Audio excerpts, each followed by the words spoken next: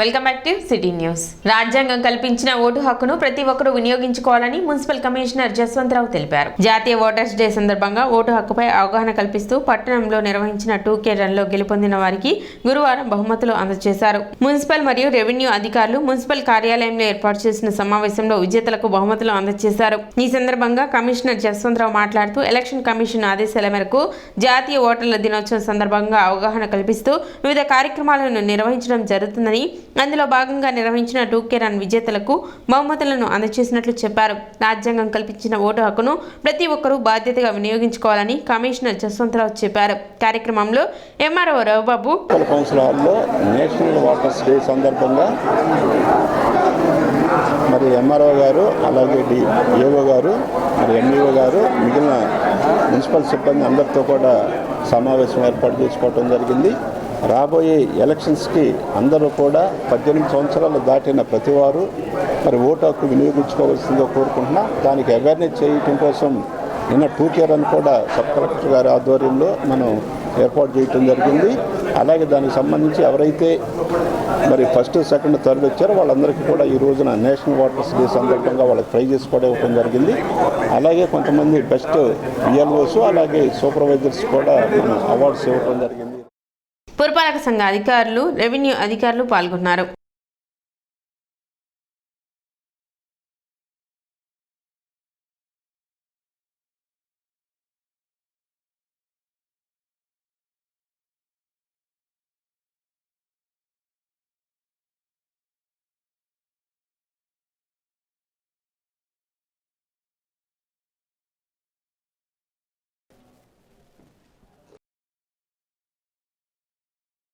ఏదైతే మన ప్రతి సంవత్సరం ఒక ఎలక్షన్ కమిషన్ ఒక థీమ్ రీచ్ చేస్తుంది, దానికి అనుగుణంగా మనం చేస్తాం.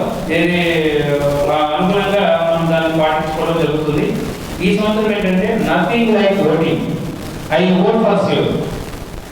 అంటే నేను ఓటు వేయకుండా ఉండను, ఓటు వేసిన తప్పనిసరిగా వేస్తాను. అది ఈ యొక్క నేషనల్ ఓటర్స్ డే థీమ్ అన్నమాట. అంటే ఆ మీనింగ్ మనలో ప్రతి ఒక్కరిని చైతన్యం తీసి ఆ రోజు పోలింగ్ అంటే మనకి రాబోయే జనరల్ ఎలక్షన్ వస్తున్నాయి కాబట్టి అందరం కూడా వీళ్ళ తప్పులు లేకుండా, అంటే మనం ఓటర్ లిస్టు మీ అందరూ భాగస్వామ్యం, సూపర్వైజర్లు, అదేవిధంగా బిఎల్ఓలు ఇంటింటికి వెళ్ళి ప్రతి ఇంటిని తనిఖీ చేసి ఆ ఇంట్లో చనిపోయిన వాళ్ళు ఎవరు, షిఫ్ట్ అయిన వాళ్ళు ఎవరు, అదేవిధంగా కొత్త ఓటర్స్ ఎవరు చేయటము. కాలేజీలకు వెళ్ళి కాలేజీలో కూడా మనం న్యూ ఓటర్స్ని, అంటే చాలా మంది నిరాశపోయిన వాళ్ళ క్లాస్కి వెళ్తున్నారు, వాళ్ళని కూడా చైతన్యం. మాజీ ఉప ప్రధాని స్వర్గీయ బాబు జగజ్జీవన్ రామ్ మనవడు, మాజీ లోక్సభ స్పీకర్ మీరా కుమార్ కుమారుడు, అఖిల భారత కాంగ్రెస్ కమిటీ అధికార ప్రతినిధి అంశుల్ అవిజిత్ జనవరి 28వ తేదీ ఉదయం తెనాలి వస్తున్నట్లు సినీ దర్శకుడు దిలీప్ రాజా తెలిపారు. స్థానిక రత్న ఫార్చ్యూన్ కళ్యాణ మండపంలో గురువారం ఏర్పాటు చేసిన విలేకరుల సమావేశంలో మాట్లాడుతూ తెనాలి సుల్తానాబాద్లోని రత్న ఫార్చ్యూన్ కళ్యాణ మండపంలో జరుగుతున్న జగజ్జీవన్ రామ్ బయోపిక్ బాబూజీ షూటింగ్కు జగజ్జీవన్ రామ్ మనవడు అంశుల్ అవిజిత్ హాజరవుతున్నారని ఆయన చెప్పారు. జగజ్జీవన్ రామ్ అభిమానులు పెద్ద ఎత్తున ఆదివారం ఉదయం 9 గంటలకు తెనాలికి తరలి రావాల్సిందిగా ఆయన పిలుపునిచ్చారు. సినిమా షూటింగ్లో అంశుల్ పాల్గొంటున్న నేపథ్యంలో ప్రజలను ఆహ్వానిస్తున్నట్లు దిలీప్ రాజా తెలిపారు. భారత ప్రభుత్వ సామాజిక న్యాయ స్క్రీనింగ్ కమిటీ మాజీ సభ్యులు ఆరుగులను జాస్మిన్ మాట్లాడుతూ దక్షిణ భారతదేశంలో జగజ్జీవన్ రామ్కు అధిక శాతం అభిమానులు ఉన్నారని చెప్పారు. దిలీప్ రాజా దర్శకత్వంలో రూపొందుతున్న బాబూజీ సినిమాలో మరుగున పడిన ఎన్నో వాస్తవాలను తెరపైకి ఎక్కిస్తున్నారని పేర్కొన్నారు. భావి పౌరులకు జగజ్జీవన్ రామ్ జీవిత చరిత్ర ఒక నిఘంటువు అవుతుందనే ఆశాభావాన్ని ఆమె వ్యక్తం చేశారు. బాబు జగజ్జీవన్ రామ్ కమిటీ నాయకులు మేకల సురేష్ మాట్లాడుతూ ప్రతి పల్లె నుండి ప్రజలు 28 ఆదివారం ఉదయం తెనాలి రావాల్సిందిగా విజ్ఞప్తి చేశారు. విలేకరుల సమావేశంలో ప్రముఖ న్యాయవాది ఇందుపల్లి రాజారాం, తెనాలి ఎంఆర్పిఎస్ అధ్యక్షులు తెనాలి జయప్రకాష్, అత్తోట శరత్ బాబు, కొందమూడి బోస్, శ్రీహర్ష, కమలాకర్, పినపాటి జనార్దన్, టిన్ను, ఐనంపూడి శరత్ బాబు తదితరులు పాల్గొన్నారు. Our legendary leader deputy prime minister of India Babu Jagjivan Ram's grand child mister Anshul Avijit is arriving to Tenali. 28వ తారీఖు ఉదయం జగజ్జీవన్ రామ్ గారి షూటింగ్లో పాల్గొనడానికి, చూడటానికి, పర్యవేక్షించడానికి ఆయన వస్తున్నారు. It is a privilege to our film unit. ఆయన ఇక్కడికి రావటం మేము అదృష్టంగా భావిస్తున్నాం. మీరా కుమార్ గారు అబ్బాయి అతను ఆల్ ఇండియా కాంగ్రెస్ కమిటీ అధికార ప్రతినిధి కూడా. సో అతను వచ్చి సినిమా ఏ విధంగా వెళ్తుందనేది చూసుకోవటం అనేది మాకు చాలా సంతోషకరమైన విషయం. ఇక్కడ ఎందుకు why I'm very particular about to arrange the press meet అంటే there is a specific reason.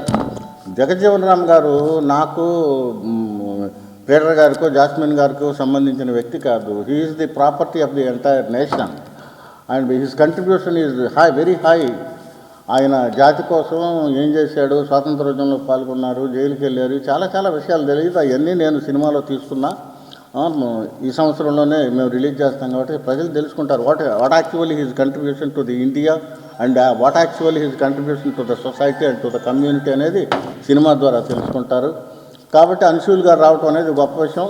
Jagjivan Ram గారి అభిమానులు కానీ, మీరా కుమార్ గారి అభిమానులు కానీ ఏ పల్లెల్లో ఉన్నా, ఏ గ్రామంలో ఉన్నా, ఏ ఊళ్ళో ఉన్నా దయచేసి మీరు ఆదివారం నాడు ఉదయం 9:30 కల్లా తెనాలి సుల్తానాబాద్లో ఉన్న రత్న ఫార్చ్యూన్ కళ్యాణ మండపానికి రండి.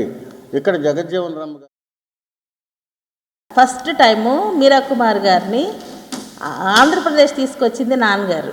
అంటే తను ప్రతి పల్లె విజిట్ చేయాలి. నేను ఆంధ్రాలో సౌత్ ఇండియా అంటే బాబూజీకి చాలా ఇష్టం. ఎందుకంటే సౌత్ ఇండియాలో బాబూజీ ఫాలోవర్స్ నార్త్ కంటే కూడా సౌత్ ఇండియాలో బాగా ఆయన ఫాలోవర్స్ ఎక్కువ ఉన్నారనమాట.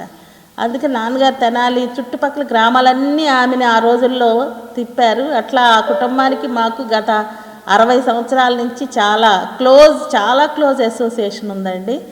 మా అమ్మాయి ఎంగేజ్మెంట్ సందర్భంగా కూడా తెనాలి రావటం మీ అందరికీ తెలిసే ఉంటుంది, మీడియాకి మన మిత్రులందరికీ కూడా. అది ఒక పెద్ద లోక్సభ స్పీకర్గా ఉండి తను తెనాలి వచ్చారు. తర్వాత ప్రతి సంవత్సరం కూడా మన బాబు జగజ్జీవన్ రామ్ గారి బర్త్డే కానీ, డెత్ యానివర్సరీ కానీ మన రైల్వే స్టేషన్ దగ్గర కండక్ట్ చేస్తూ ఉంటాం. మన రాజారావు గారు అందరూ కూడా పార్టిసిపేట్ చేస్తారు. పట్టణంలోని ఎన్వీఆర్ ఇంజనీరింగ్ కళాశాలలో కంటి వైద్య శిబిరం నిర్వహించారు. విజయవాడ సంధ్య ఐ హాస్పిటల్ సౌజన్యంతో నిర్వహించిన ఈ కంటి వైద్య శిబిరం నందు విద్యార్థులకు వైద్య పరీక్షలు నిర్వహించారు. కాలేజీ వ్యవస్థాపక దినోత్సవం మరియు నన్నపనేని వెంకట్రావు వర్ధంతి సందర్భంగా ఈ కంటి వైద్య శిబిరం నిర్వహించినట్లు నన్నపనేని సుధాకర్ తెలిపారు.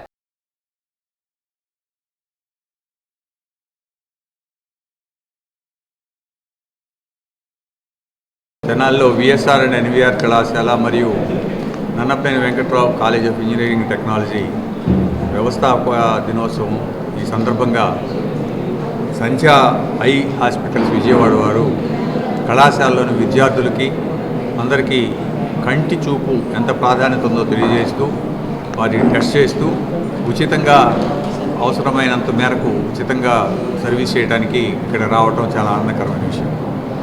ఈనాడు నయనం ఎంత ఇంపార్టెన్స్ అనేది మన అందరికీ తెలిసిన విషయమే. కంటికి చూపు అనేది కోల్పోయిన చాలామంది అభాగ్యులు ఉన్నారు. కానీ మనం ఉన్న కంటిని జాగ్రత్త చేసుకోవాల్సిన అవసరం, కంటిని చూపుని కాపాడుకునే అవసరం.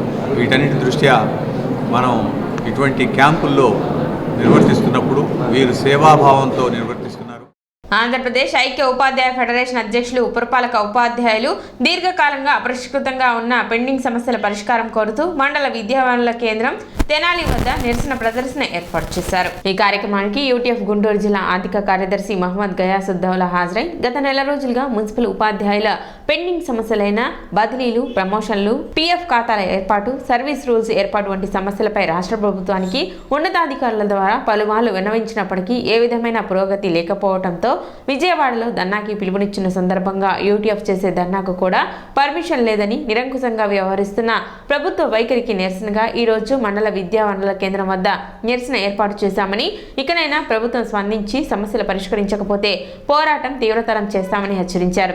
కార్యక్రమంలో యూటీఎఫ్ జిల్లా కార్యదర్శి కె సాంబశివరావు, రాష్ట్ర councillor S Basaveswararao, UTF Tenali పట్టణ శాఖ అధ్యక్ష ప్రధాన కార్యదర్శులు పి సౌజన్య, డి ప్రదీప్ చంద్ తదితర ఉపాధ్యాయులు పాల్గొన్నారు. 20 సంవత్సరాల నుంచి పెండింగ్లో ఉన్నటువంటి సర్వీస్ రూల్స్ని ఇప్పటికైనా ప్రభుత్వం చిత్తశుద్ధితో అర్థం చేసుకుని మా సర్వీస్ రూల్స్ని ప్రకటించాలని చెప్పి దానిలో ముడిపడి ఉన్నటువంటి ప్రమోషన్స్, ట్రాన్స్ఫర్స్ను కూడా చాలా ఇబ్బందులు పడుతూ ఉన్నాం ఉపాధ్యాయులమే.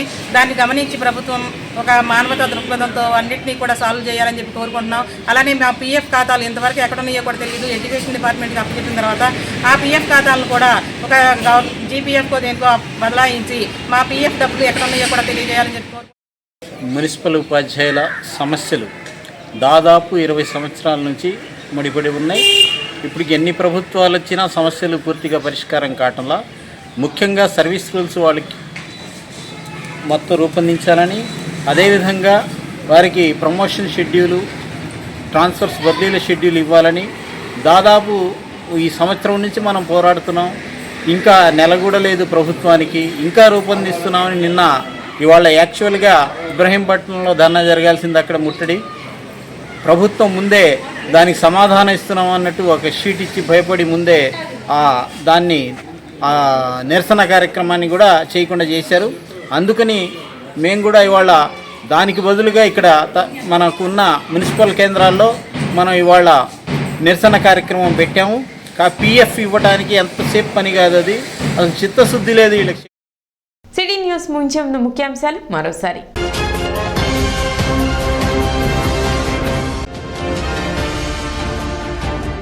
పద్నాలుగో రోజు కొల్లిపర మండలంలో కొనసాగిన మాజీ మంత్రి ఆలపాటి రాజేంద్ర ప్రసాద్ చేపట్టిన ప్రజా పాదయాత్ర.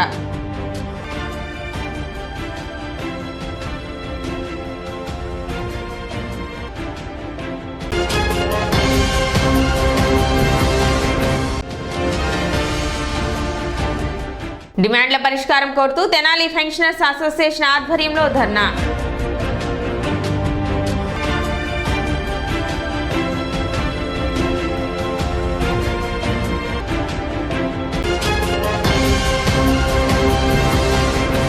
సిటీ న్యూస్ ఇంతటితో సమాప్తం. నమస్కారం.